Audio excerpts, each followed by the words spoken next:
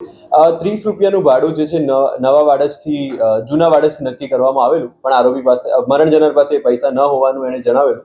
એના બાદ એનો ગુસ્સો રાખી અને આ ઘટનાને અંજામ આપવામાં આવ્યો છે. કે નવરંગપુરા 4 રસ્તા ખાતે એક અજાણ્યા ઈસમની બોડી જે છે એ રસ્તા ઉપર પડેલી છે.